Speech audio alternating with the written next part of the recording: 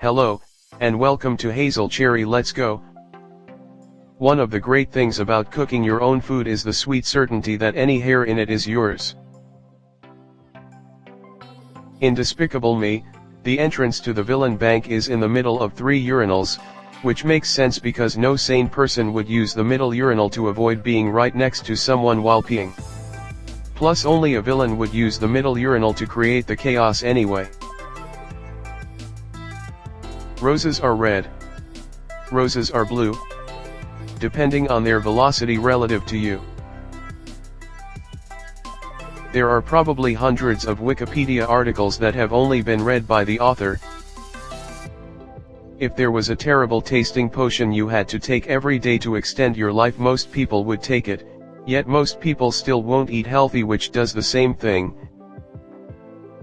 If Lego Batman's parents were Lego billionaires and they were shot, imagine the amount of studs that fountained out of them as Bruce was crying while being showered in Lego currency.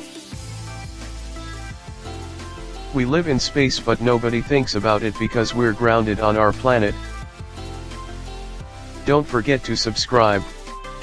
The sound of one person cheering at the top of their lungs is terrible, but the sound of a crowd of people cheering at the top of their lungs is awesome. We are still using the floppy save icon because other save icons will look confusing. If you wore a mask while making masks, you'd be a mask maker. Anyone who thinks that customer service is easy is almost certainly a huge part of the reason it's actually incredibly difficult. Getting a paper cut is way less common than it used to be. Meatloaf is a rectangular meatball.